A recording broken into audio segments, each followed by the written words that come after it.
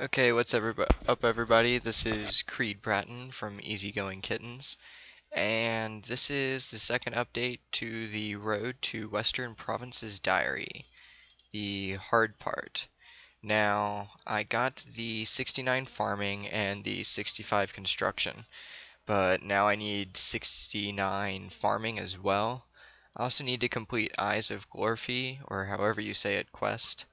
Um, and I also need to kill big chompy birds to get the kill count up. But right now I'm working on the farming, and I said in my previous video I was going to use the Tithe Farming method, and that's where I'm at right now. I got 100% favor in the Hesidious house in Great Corrend, and I did that by adding saltpeter to regular compost, and I just bought the saltpeter and the compost and just sat there for an hour or two adding it, which isn't a big deal, but it did take a chunk of time. Now, with Tithe Farming, I'm going to pull up the OS Bunny mini map. Oh, well, it doesn't work inside here, and I guess I'll step out and I'll explain how it works first off after I exit. Let's see here, mini map. So here is where you get to Great Karen from Port Sarim. And right off the dock, if you just travel directly south to this building, you can enter. And there's a guy sitting in a chair, Farmer Grycaller. I don't know how to pronounce that. You can go here. You can buy compost for 1 point, super compost for 5, or you can save up and get this watering can that holds a lot of water in it. More than 8. So that's why it's 200 points. But in order to play Tithe Farming minigame, you do need the 100% favor. And it is kind of a boring grind. There is nothing fun about it, I'm going to be honest. But once you're here, you do need a shovel and a seed dibber. And I carry 12 watering cans with me so I can do 2 whole sets of crops inside of the minigame, and I'll demonstrate how to do it. But right here, there's a seed table, and once you search it, you can see what level you can use the seeds at. Now, I don't have 74, so I'm going to have to use the middle tier seeds. I call them baloney seeds, even though they're Balaga now. But anyway, you'll select that, and you'll get 100 seeds. And this is what they look like in the inventory. And you'll... Oh, go away. I freaking hate random events. Bye. Okay. You'll enter in here. And I use these left 4 patches right here in the minimap. It's usually for the most part empty, so you don't really have to worry about competing with other people. And what I do is I'm just going to plant it, water it. So I'm going to fill up these 4 patches. I know this is very exciting, so please try and stay in your seat until further notice. Also, you'll notice this bucket that wasn't inside of my inventory at first, but it was when I entered the minigame. That's fertilizer, which makes the crops grow twice as fast, and I don't like to use it because it's a lot of hustle. And if you do what I'm doing right now, you can plant 16 total seeds and get the crops, all 16, without having to risk the plants dying, which if they die, you don't get another seed back, and that affects the end experience if you let too many die. Actually, if any of them die, you don't get as much experience. You can see over there, 2 of them are already grown. It's very fast paced, and you have a set amount of time to water them, and you have to water them at each stage, or else they will die, and you will not be able to collect them when they're fully grown. And hurry up and water that, and water that one. Now, what happens is when you collect 75 of the fruits from harvesting them, every fruit you deposit after that, and I'll show you where to deposit them. But after every 75 you deposit, you will get a point.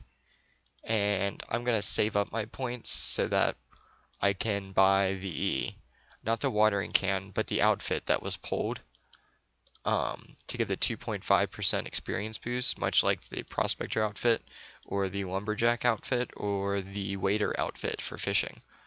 So I'm going to save them for that.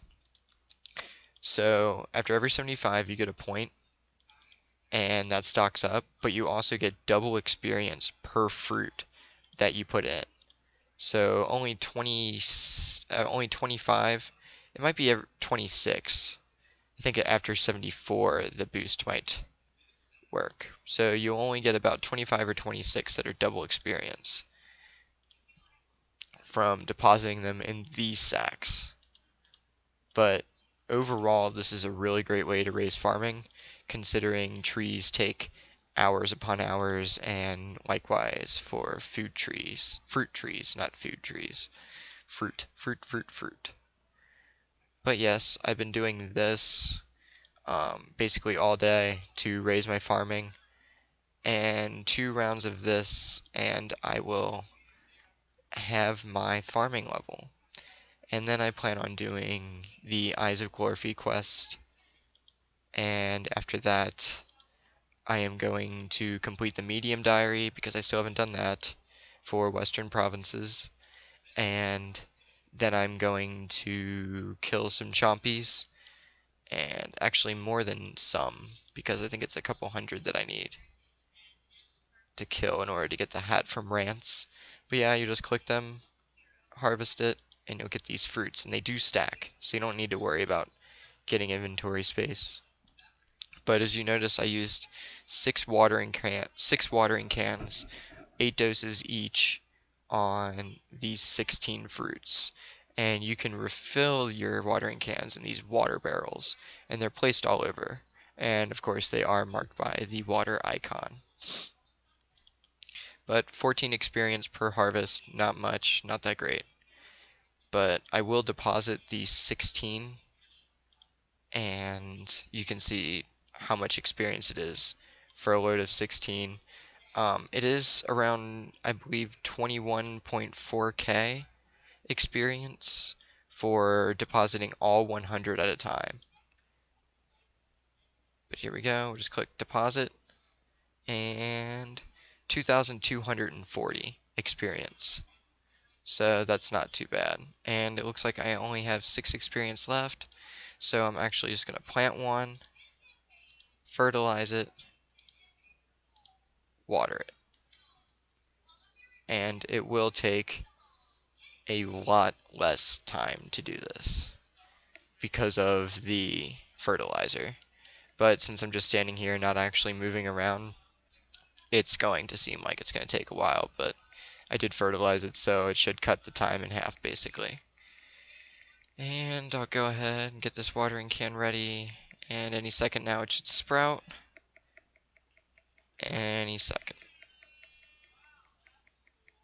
There we go. So yes, this is the Tithe Farming minigame. It is good experience, and I'm not going to spend any of my points till I get that outfit is released. And I do need 70 farming for the hard diary for Falador, which I want to get for that bank in the crafting guild, because I can just mine gold and I can make all my gems. So that's how that's going to work. But yeah, I just have that this one level, and doing the medium and the hard diary while killing Chinchampas, and I will be able to access the Chinchampa hunting ground, which my goal, 99 range. I'm going to hunt them until I get 99. Not 99 hunter, but hunt the Chinchampas until I get enough to get 99 range. But that's that. And as soon as this one's ready, harvest, deposit. 69. Quadruple maple roots. Great. Great. Well, that's about it. And I believe next time I make a video, it should be should be time to do the hard diary. So keep scaping, everyone, and make that GP. So it's also worth noting, this is a PS note towards the end of the video, that each tier seed will give a different amount of experience. I was using the Bologano, I call them bologna, as I previously said, the Bologano seeds, I use those. Those give 21.1k experience per 100. And I believe the 74 tier seeds, the Lagavano seeds, give 34,000 experience per 100. Um, so, depending on your farming level, you're going to get different amounts of experience, of course. You can only have a maximum of 1,000 points, and I did go back and confirm that it is 26 points you will gain per 100 fruits. And you can't leave the minigame, you can't log out, so, or else you will appear where I'm at now inside of the house, and you will have to start over with 100 seeds, and all your progress will be lost. So, lag is an issue. I didn't lose connection, but I did lag to the point where my fruit seed thing started dying. So, lag is something to look out for. Hopefully it doesn't affect you guys too much. But, yeah, that's the postscript for this. So, I'll leave it at that. So, bye for a second time. I guess I'll update you guys later.